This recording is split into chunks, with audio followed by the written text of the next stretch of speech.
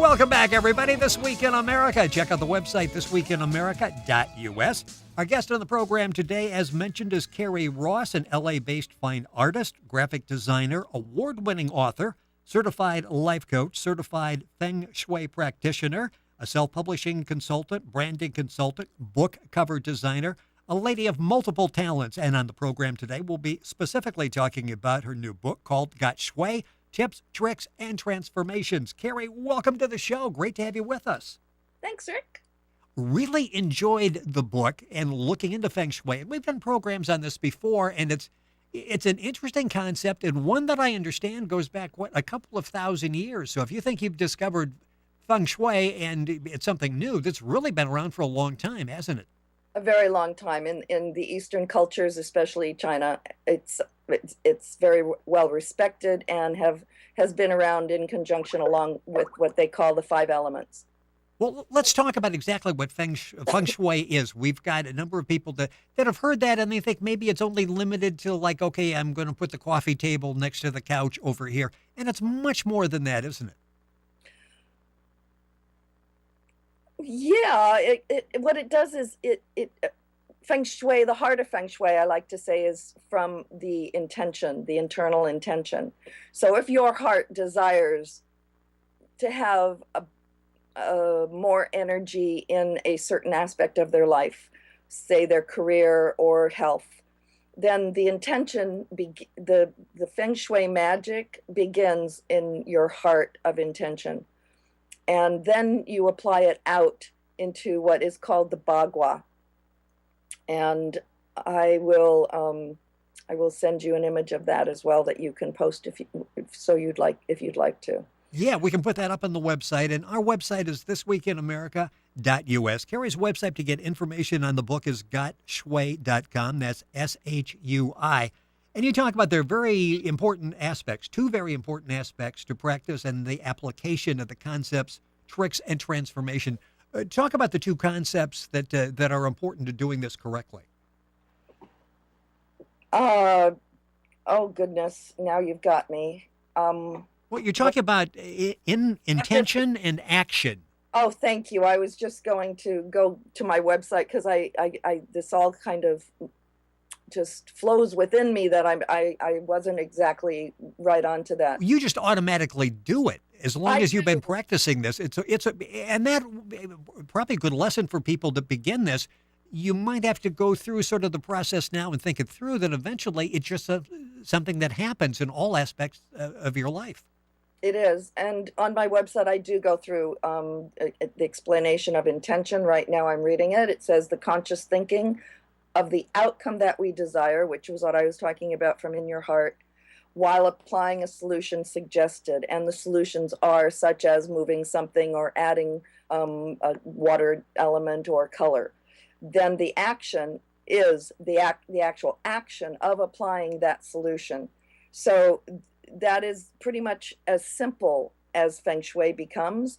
And when it starts getting difficult is you deciding what your intention is and then what action, because it's not just one action that you can take. There's many different actions for different situations, as well as there are many different types of Feng Shui. I happen to practice a type of Feng Shui that, for the most part, uses what you already have around you. So you don't have to go buy a mirror or some hanging flute or not that those aren't viable solutions. Right. They're just really not as necessary if you can look through what you've got and move it around.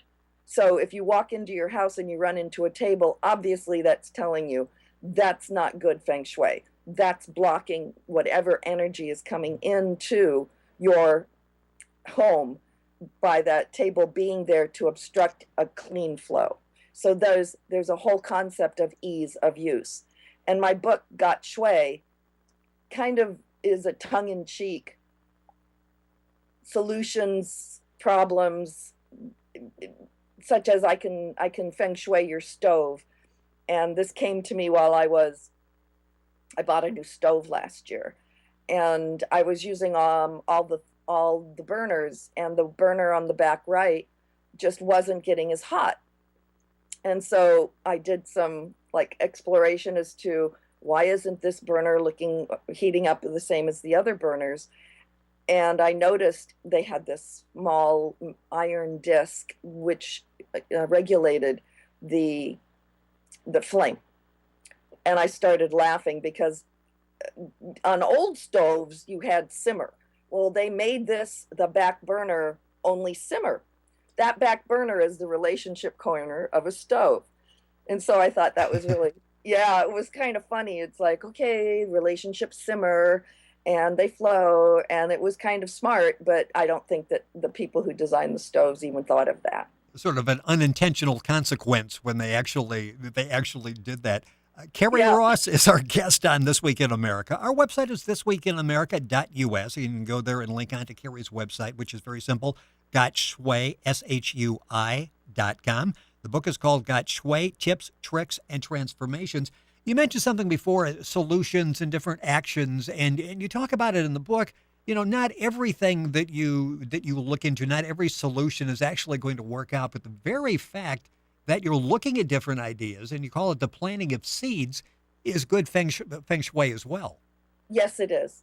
The fact that you carry it in your head, that you're putting attention to it, brings energy to that focus, and you are pretty much guaranteed that something's going to happen within that focus. The act of feng shui, the actions of feng shui, enhance that internal intentional intention. Well, and you talked too about this really is a fun process. You mentioned that with the with the range that you have there. It's a fun process, and you're basically saying it really is an assistance to you in opening up. Is that the key to feng shui? Is to be able to open up? I would say that an after effect of feng shui is you becoming more conscious and present and directed in your life. So if that's something that you're not ready for, beware. Okay, you're never quite sure. But if you do it right, what suddenly now? How did this work for you? When you first started, I mean, did you even know what you were doing? I mean, feng shui, did you start to practice this or did this just sort of evolve in your life? Oh, I intentionally practiced it. I went to a conference in Palm Springs in '97 and met up with several different teachers. And there was one that I particularly liked because of the nature of how she taught, the type of uh, focus of feng shui. Yes. And all right, so wait a minute. Welcome back. Don't change. I'm not sure. I guess don't change. Skype was asking me something. Skype always is trying to ask you something, and then they will try to sell you something. So the interview we're doing with Karrie is via Skype. Video is available at our website, thisweekinamerica.us. So you went to listen and you learned. I did. I went to a 2 day, 3 day conference in Palm Springs, found the teacher that I wanted, and then practiced with her for a year. Driving from Los Angeles, she lived in Laguna, and it was a very informative time. I also learned Chinese face reading which is another energetic focus. But the feng shui is what really took hold for me. In that period of time, my whole life changed by just practicing it in my own life, reorganizing my house, making intentional changes like the cleaning of the closet, the rearranging of the furniture. Do I really need this dish? Why did I buy that? Went through a whole focus of why my habits were what they were. And so as soon as I started noticing that my habits were changing, my focus in life was changing, the complete energy of my life and surrounding me started changing. Major decisions were being made those actions were then taking hold in the rest of my life. So when you go into Feng Shui, it is with that intention of change and to welcome the change and know that the change will be as you want it, as fast as you want it. You can slow it down, you can ignore it, and it won't, it'll stop. As you were going through this process, and it's not just change for the sake of change. Let's say you've got the coffee table and you decide I'm going to move it to the other side of the room.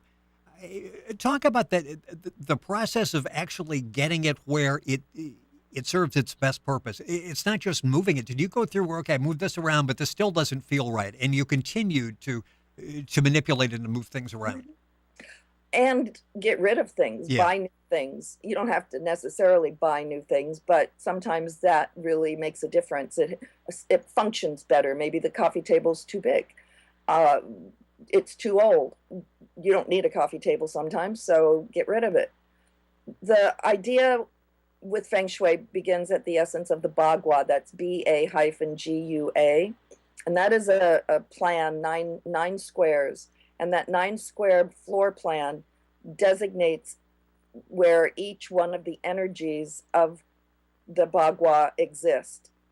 So you have in 9 squares, the upper left is prosperity, the upper center is fame and reputation, the upper right is relationship, the middle left is health, the center is the I Ching, which is the balance of them all.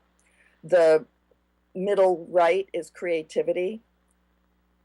The bottom left is knowledge, the center bottom is career, and the right bottom is helpful people. Each one of these have a color that coincides with the energy of that corner or that square. So no matter if your room is rectangular or what, this applies to that room. So if it's a rectangle, it would naturally be wider and narrower than if it was an actual square room, where the squares would be more similar to a square. And then it goes on to other parameters with which you need to pay attention to that affect the energy, such as if you have a bay window or a part of the corner is missing because of a closet or something. But for all intents and purposes, the corner, the color, and your intention. Our guest on the program is Karrie Ross. Her website is gotshui.com. That's SHUI. The book is Got Shui, Tips, Tricks, and Transformations. Information, of course, and you can link on to Karrie's website at our website, thisweekinamerica.us. Interesting, in the book you talk about, this really exposes you to a way to look at the elements around you and how they affect your life. And let's take it, because this is more than just decor. We keep coming back, and I keep leading the discussion back to decor. You talk about applications in wardrobe, applications in work. Let's say you're going to a business meeting. You're working with somebody, you're designing a book cover, and it's a very important meeting. And they put you in a particular table. And you talk about looking at the elements around you differently to find out how they would affect your life. Do you sit and look around in a situation like that? I mean, you want to be in your top game there. Is it like, okay, I'm just not feeling this here. I really need to ask for a different table or rearrange something on this table? Does it go to... I am an active rearranger. I am an active changing my nameplate. You know, if they have me named in a certain space, I ask if I can change. I'm active with that because for me, the energy is very obvious.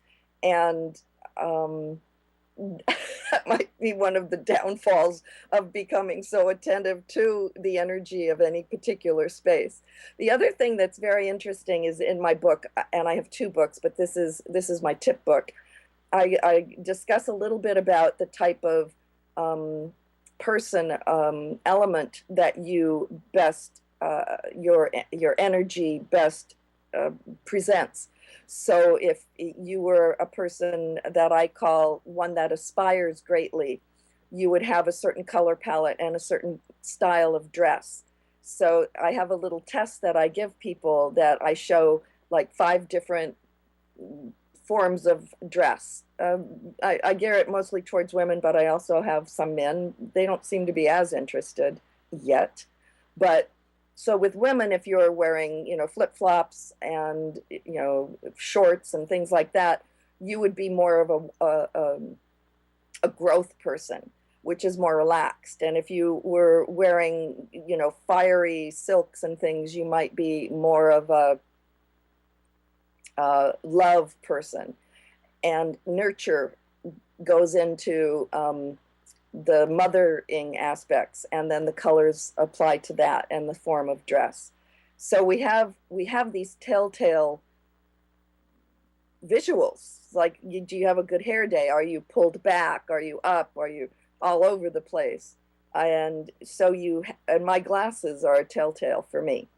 There's ways of presenting our energy and living within our energy and enhancing our energy through the concepts of the books that I've created.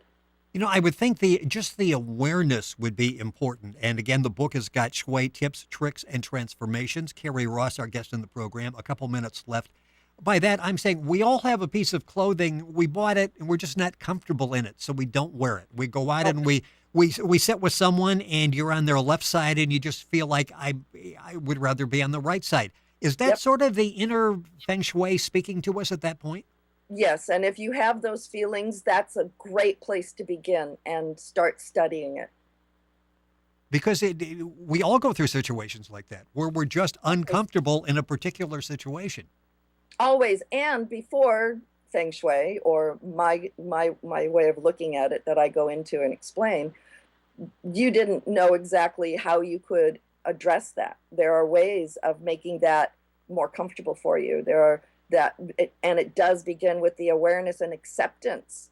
And then if there's an action to take, and then what that action might be, you might look at the person and say, oh, well, of course, I know this is going to sound a little bit crazy, but people believe in astrology, so there's got to be an opening here for the Feng Shui.